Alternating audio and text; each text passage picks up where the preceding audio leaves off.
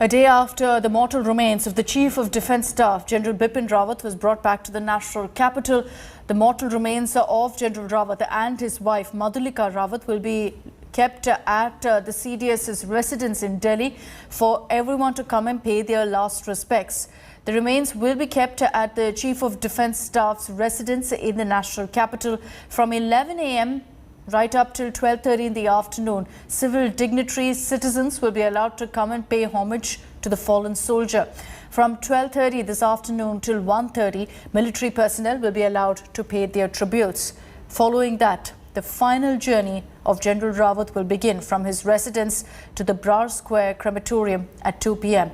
Congress MP Rahul Gandhi is expected to pay his tribute at 9:30 this morning. Uttar Pradesh Chief Minister Yogi Adityanath is also heading to Delhi to pay his last respects. The Chief of Defence Staff of Sri Lanka, General Shavendra Silva, is also expected to attend the last rites of General Rawat. And another casualty of the chopper crash, Brigadier LS leader, he was among those who died in the tragic chopper crash in Tamil Nadu's Coonoor. He was the defence assistant to the Chief of Defence Staff, was a second-generation officer with an impressive career record. In this report, we pay tribute to Brigadier leader.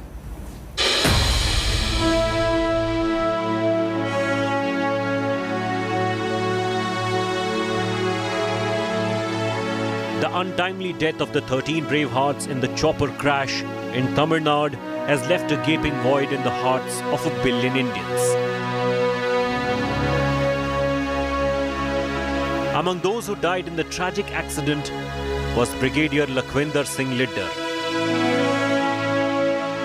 a caring father, husband, and a brave soldier that the nation lost.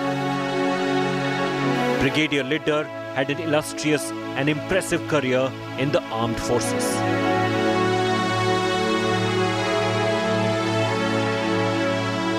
A second-generation army officer who hailed from Haryana's Panchkula, Brigadier Liddar had been on the staff of CDS General Bipin Rawat for over a year and was cleared for promotion to become a Major General.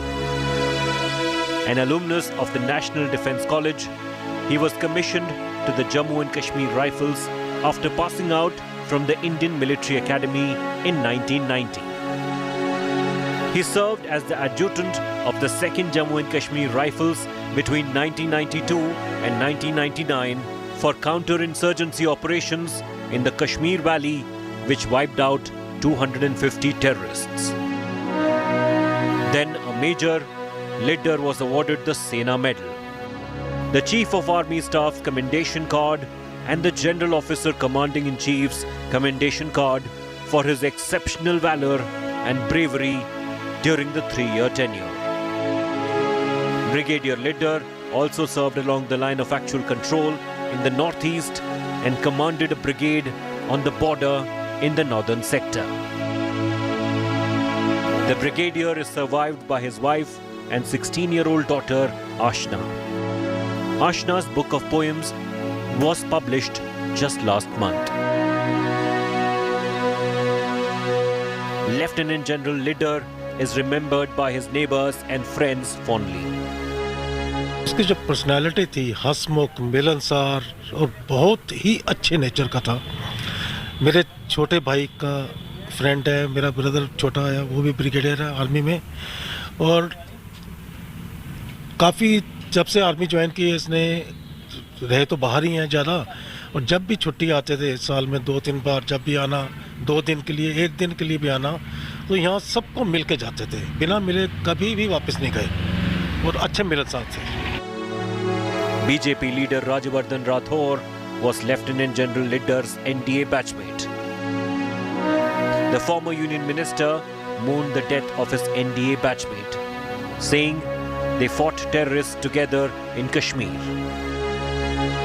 The nation salutes Brigadier Liddar for his gallant service in protecting the borders, fighting terror and sacrificing his life for the nation. Bureau Report, India Today. And let's get you those touching images from last evening when we as a country came together to pay our tributes to the Chief of Defence Staff, General Bipin Rawat, and all the others, the 12 others who were killed in the tragic chopper crash on December 8th. The mortal remains of those fallen were brought to the capital last evening. Prime Minister Narendra Modi also paid his tribute at the Palam airport.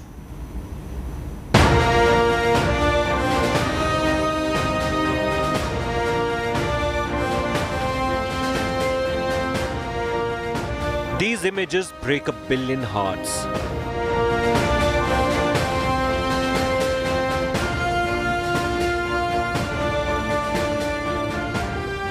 The grief was palpable as the Indian Air Force's C-130J aircraft touched down at the Palam Air Base on Thursday.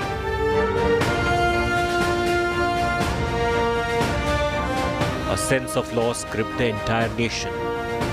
The military aircraft carried the mortal remains of Chief of Defence Staff General Bipin Rawat, his wife and 11 officers who died in the tragic chopper crash in Tamil Nadu's Kunnur on Wednesday.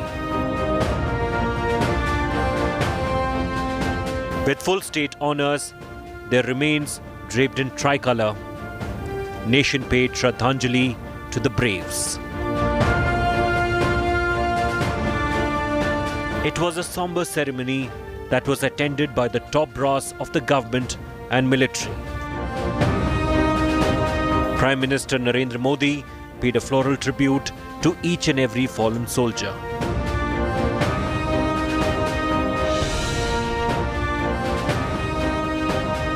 He spoke to the bereaved families and consoled them.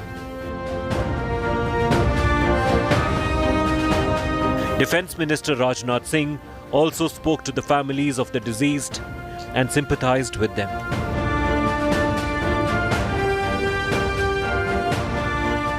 Army Chief M.M. Naravane, Marshal Vivek Ram Chaudhary and Chief of the Naval Staff R. Hari Kumar were also in attendance.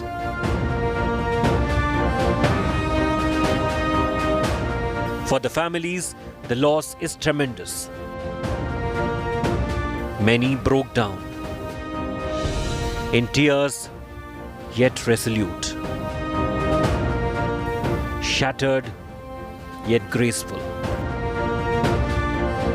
They paid their tribute, their final goodbyes. As they wept, India wept too, and the entire nation felt an immense feeling of loss.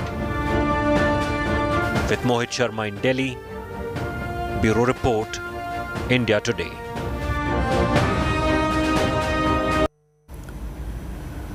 The sole survivor in the horrific military chopper crash is Group Captain Varun Singh. He suffered a few injuries, mostly burn injuries, and is currently undergoing treatment.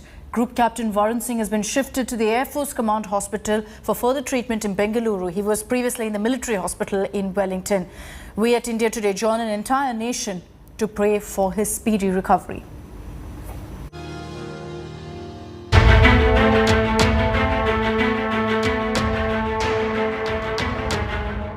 He was pulled out of the wreckage of the Mi-17 V5 helicopter alive. Group Captain Varun Singh, Shaurya Chakra, the lone survivor of the horrific tragedy. He was breathing but had severe burn injuries and was rushed to the military hospital in Wellington by emergency services.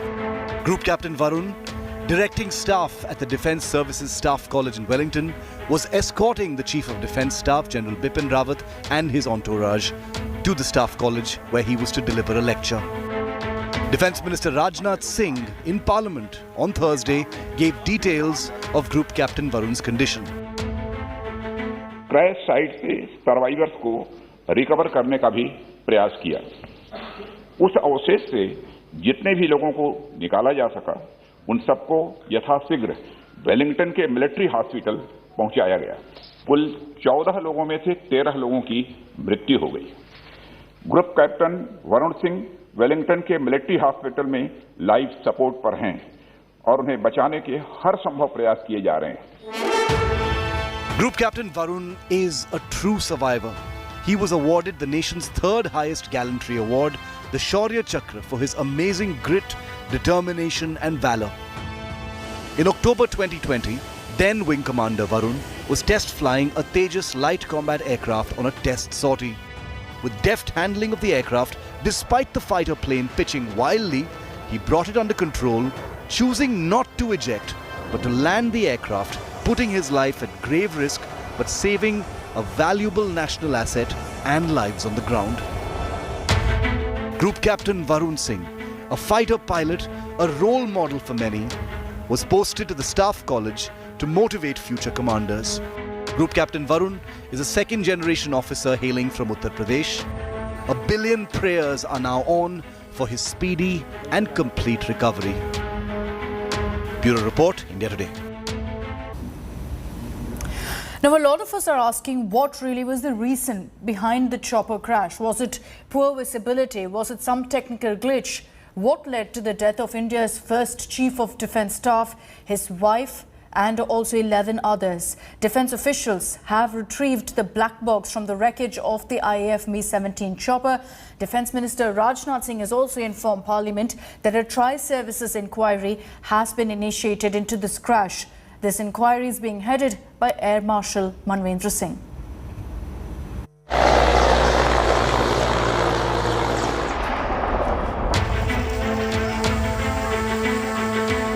The Mi-17 V5 chopper crash that killed CDS General Bipin Rawat has shaken India's entire armed forces establishment. How could an advanced chopper with modern equipment and good safety record crash?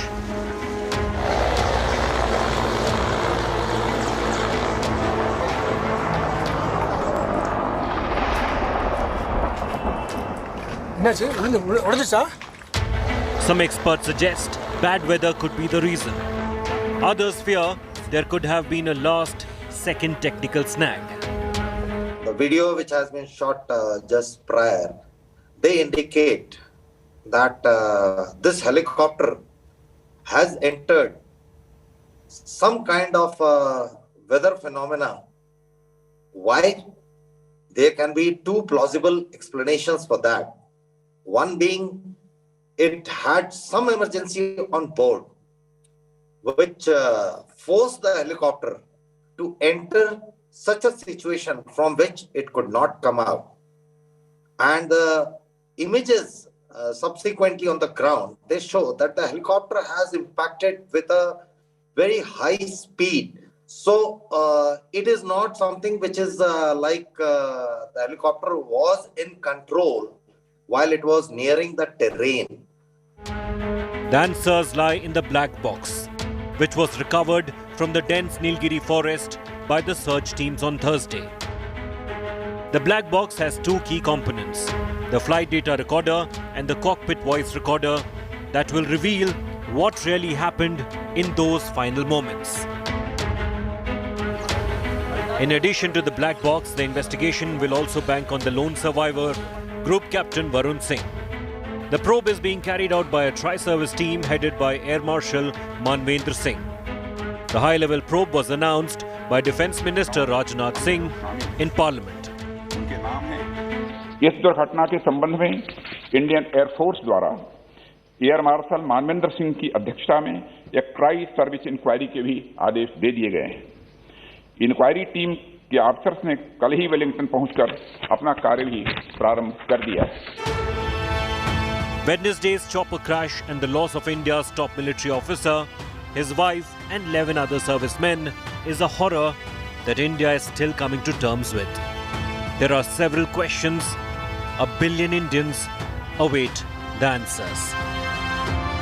Bureau Report, India Today. Amid growing concerns over the new Omicron threat, it looks like India's drug controller can approve booster doses as well. A subject expert committee will be holding a crucial meeting over booster doses, taking up the Serum Institute of India's application to approve Covishield for booster jabs. Serum Institute has sought approval, citing its adequate stock and demand for booster shots due to the emergence of new COVID variants. India has reported multiple cases of Omicron in different parts of the country. There have been cases reported in Delhi, in Mumbai, in Bengaluru. Omicron has reignited the debate for a need for a booster dose in India. Experts have suggested the third dose for people with weaker immunity first. India today spoke to Dr. Anjali Coetzee, the South African doctor who first identified the Omicron variant. Now, Dr. Coetzee said that the majority of the Omicron cases in South Africa are more prominent in those who are unvaccinated.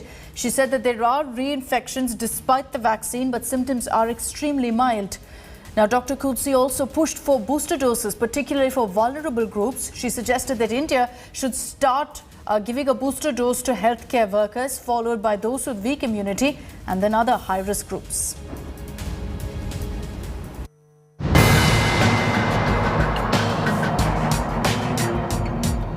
Cases are mild. I spoke with my group of doctors this afternoon.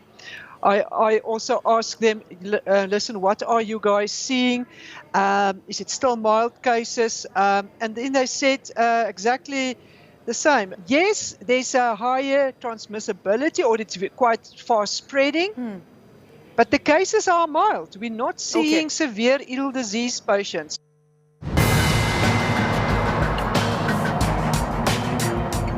Ever the younger patients coming in will complain of a sore throat. They have a bit different symptoms than the 20 pluses, so they will have the sore throat predominantly, and they might have a fever, they might have a slight elevated pulse, but and they might, look ill, acute ill, but I promise you, then the majority of them, within about 3 to 4 days later, you will not believe that that was the same child that you have seen. So that the recovery rate is very good as well.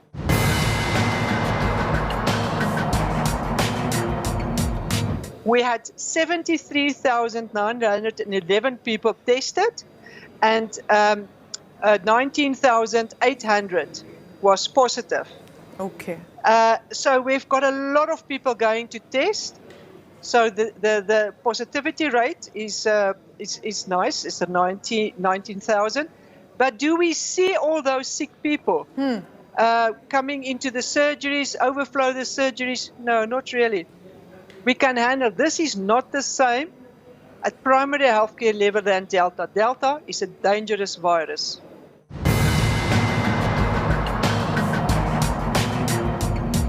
None of the general practitioners in Gauteng that we are aware of have put anyone on oxygen.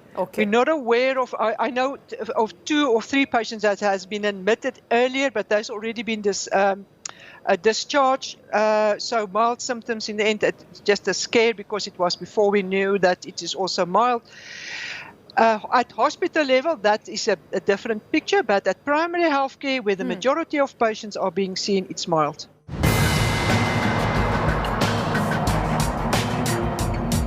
Has South Africa started with it? Do you think we need it? Specifically with India, as the double dose vaccinations are currently on, do you suggest a booster jab also for the population? I suggest that, especially your vulnerable groups, your 50 pluses, people vaccinated more than 3 months ago, that because that's what we see.